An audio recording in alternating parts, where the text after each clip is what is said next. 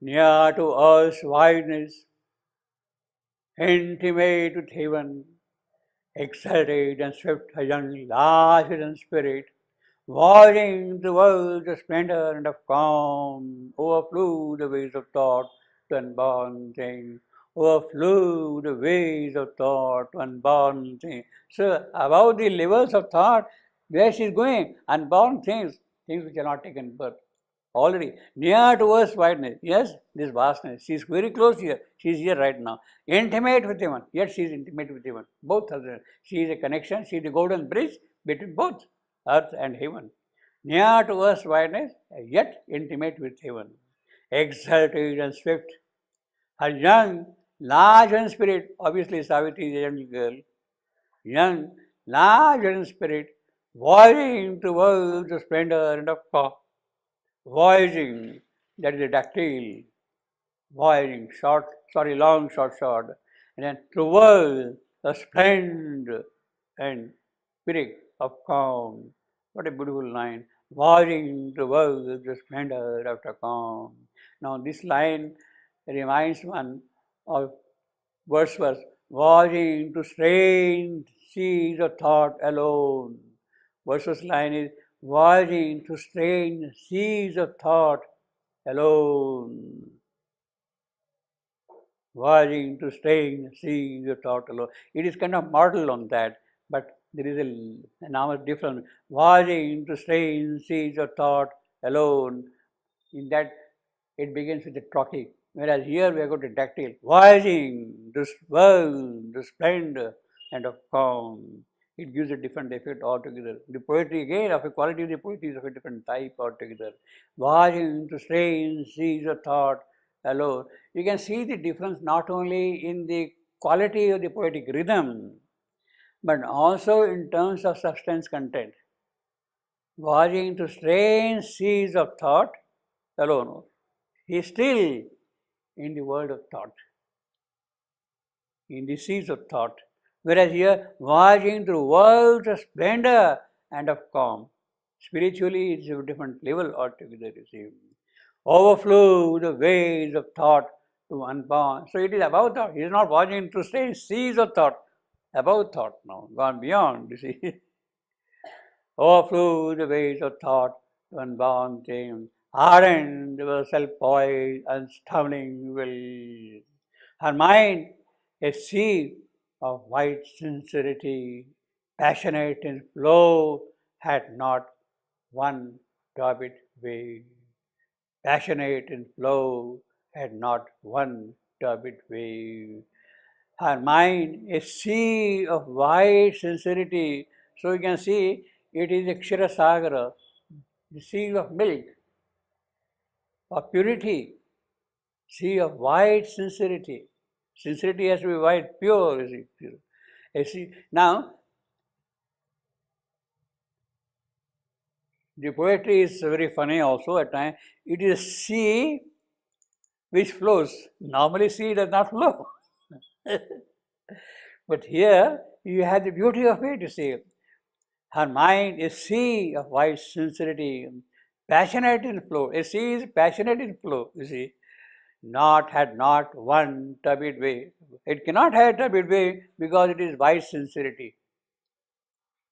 The password for success, for truthful life, for unfailing achievement, the password for all that thing is sincerity. Sincerity is the password to get tranquility of all that thing. Sincerity, it comes from a psychic quality. The purity of sincerity comes with a psychic quality, you see.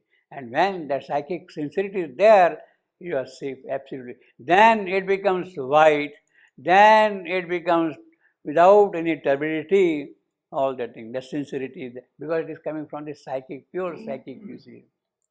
Her mind, a sea of white sincerity, passionate in flow, had not one turbid wave. Now this is as far as her mind is concerned.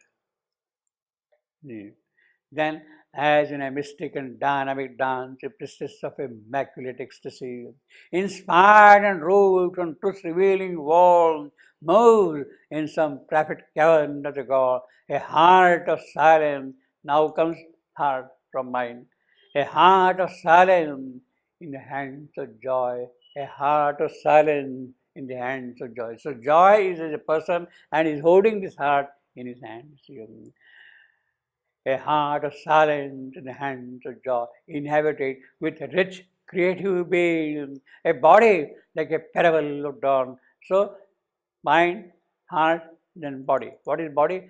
Like a parable of dawn. It is nothing but the dawn itself, glorious dawn, the radiant dawn, the rosy fingered dawn. Dawn. The Vedic Rishi calls this dawn as Ritambara, who is full of knowledge, full of purity of knowledge, understanding, you see. Ritavari, she is Ritavari, holding our truth. That same Nish or veiled divinity. Again, she is a veiled divinity, Nish, you see. She is a goddess now. Here, she is a goddess again, you see, once more.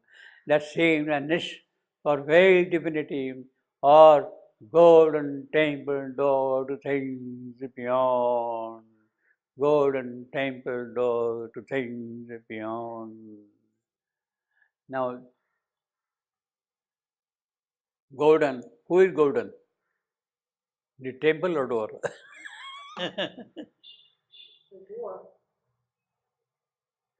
Pardon me? Door. Golden temple. Door.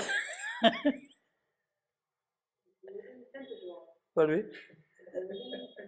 Temple. See, we can keep on talking about that. A golden temple door to things beyond. Temple door. See, if there is a hyphen between temple and door, golden temple door, then it's a different thing. He has not put the hyphen there. No. I think the revised edition has a hyphen. Revised edition has a hyphen. You have got a hyphen there? Where must be the hyphen? Temple door. Yeah, but where? Temple door. Between temple and door. Oh. What do you have in your copy? Golden temple? In a sense that the door, the temple it's golden, and it's the door of the temple. Good. It's completely like this. If the temple is golden, and No, but there is a hyphen there? There is a hyphen there? In the French version, there is no hyphen there. I'll have to check my. Okay, I will check that. I will check that thing. In the revised edition, I think they have put a temple door hyphen. Yeah, there is a hyphen here. There is a hyphen here. I suspected that there is a hyphen here. Between temple and door. Golden temple door. Hyphen between golden and temple door. It's a temple door. There is no comma. When you put comma, who is the golden door? The temple. A golden, no. You see, when you put a hyphen between temple and door, then it's a different thing. A golden temple door. You see, it becomes temple door. Golden. Now here, I mean, if you leave it without that, you'll use a kind of a beautiful flexibility. You see, it gives you More space. exactly more space is there available. Now you have locked that thing, you see, by putting a hyphen, you see. Or golden temple door to things beyond. I will read it without a hyphen, you see. Or golden temple door to things beyond. The rhythm also flows better. With a hyphen, you are kind of constrained already to some extent, you see. Immortal rhythm swayed in her time-bound steps. See, she had taken birth in time, but even while she is moving in the spaces of time, she is moving with the rhythm to the immortal. Immortal rhythm swayed in her time-bound steps. Her look, her smile awoke celestial sense even in earth stuff. Awoke celestial sense even in earth stuff. See, this line is overflowing. Her smile evokes celestial sense even in us. It doesn't stop with that. Her look, her smile evokes celestial sense even in us. It's not like that. You follow the difference between them. Her look, her smile evokes celestial sense even in us. And their intense delight, oh, the supernal beauty on men's life. Well, that is what she does. They will pour on men's lives supernal beauty. Who? Who are these they? There. Her look and her smile. They are pouring supernal beauty on the lives of men. Immortal rhythm swayed and time was stand. Her look, her smile evokes celestial sense even in a storm, and their intense delight poured supernal beauty on men's lives. A wide self-giving was her creative act.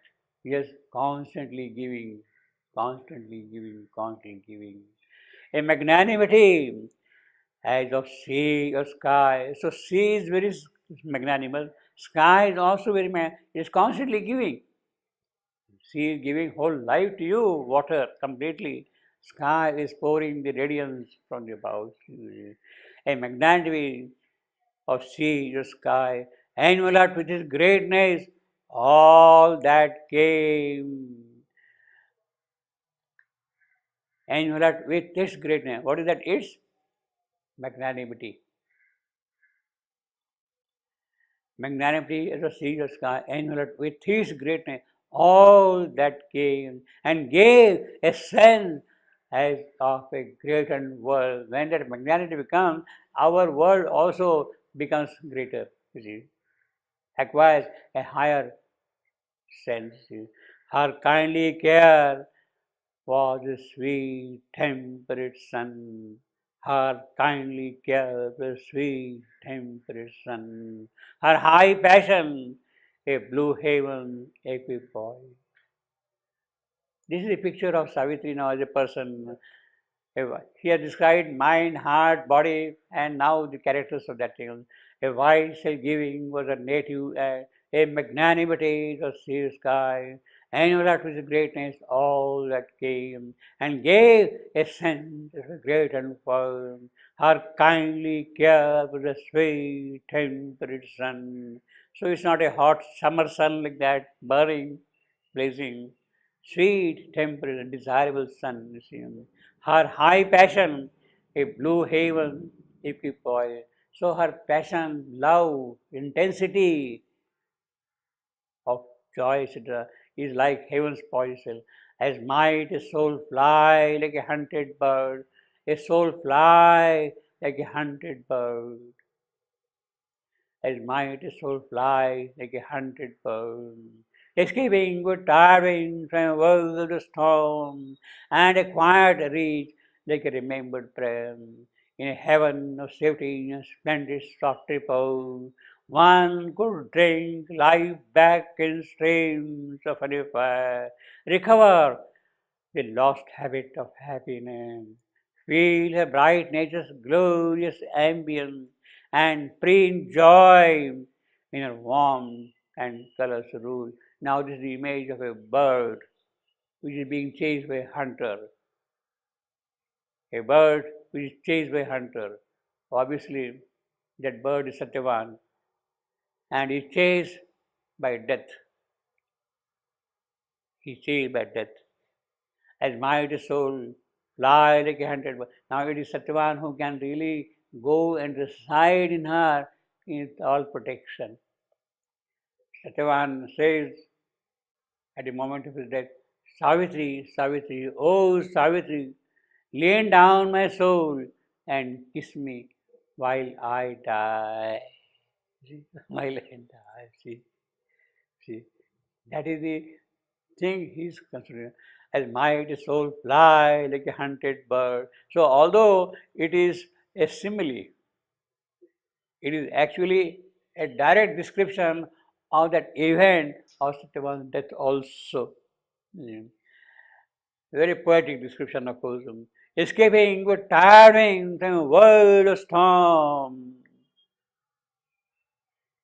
and a quiet reach. Now here, this line, there is an inversion. And a quiet reach. Quiet is not an adjective of reach and a quiet reach. It is reach a quiet. Quiet itself is a noun. A bird is reaching a quiet. A bird who is hunted is reaching a quiet, the peace, etc. See, and a quiet reach is not. See, that inversion is there. You see here, and reach a quiet. You see what it means is and reach a quiet. The bird is hunted, and is trying to find a place where it can be safe, and it is reaching that quiet. How does he translate that? And reach a quiet, like a remember. See, the rhythm is important. That is why he has made the inversion here. In Savitri, inversions are extremely rare. Means they were coming before the noun, before the subject. They are able to avoid it. But here he has deliberately put that thing to bring out a certain kind of an effect, you see. That is a poetic art. Only a master can do that. And reach a quiet, take a remember. See, if you read like this one, and reach a quiet, take a remember, the poet is gone. The rhythm is gone. The word, the sense is the same thing, but the poet is gone completely, you see. As mighty soul fly like a hunted bird, escaping with tired into a world of storm, and a quiet reach like a remembered prayer. In a heaven of safety and splendid soft repose, that is the safety and soft. He is very safe, heaven of safety and splendid soft repose, because he is hunted. One could drink life back in streams of honey fire, burning love, burning joy, honey fire. Yeah. What does mean the Huh? noun? What does mean the noun quiet? Is it Quiet means the tranquility, peace, the repose. See, you feel happy. Quiet is a noun.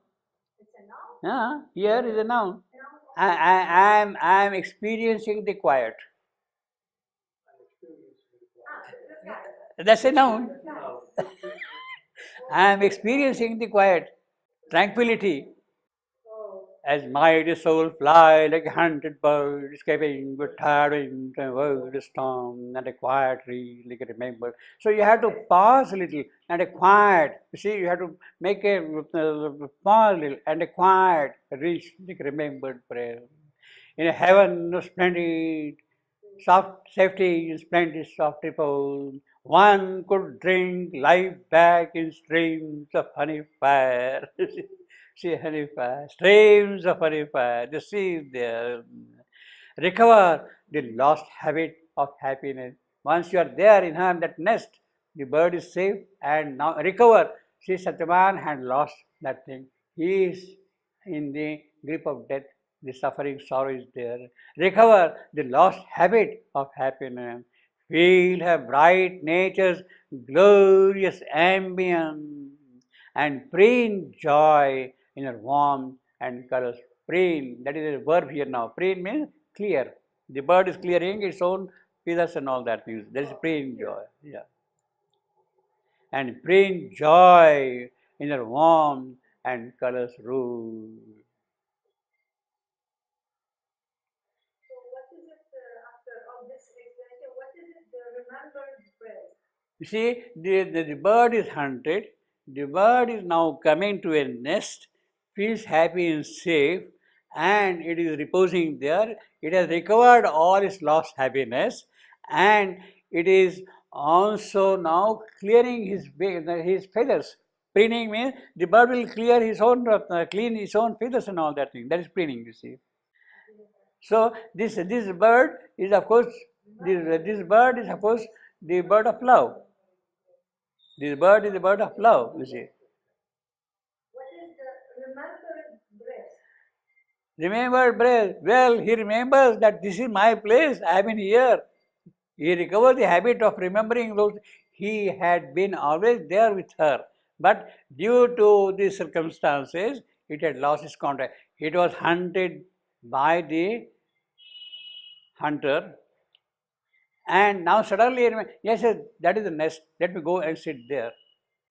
It remembers that his own origin, where it was there from. You see, as mighty soul fly like a hunted soul is always given the metaphor of a bird. Soul and bird, they go together always, you see. As mighty soul fly like a hunted bird, escaping good tidings and world of storm, and a quiet reach like remembered prayer. In heaven of safety and splendid soft repose, one could drink life back in streams of honey fire, recover the lost habit of happiness. See, again, recover the lost habit. Remember, recover. See, all those things are there. Recover the lost habit of happiness. Feel her bright nature's glorious ambience. Glorious ambience, it is a full safety is also there for the bird. And bring joy. Once you are saved, then you start cleaning your own feathers, you see. You see. And bring joy in a warm and colors rule.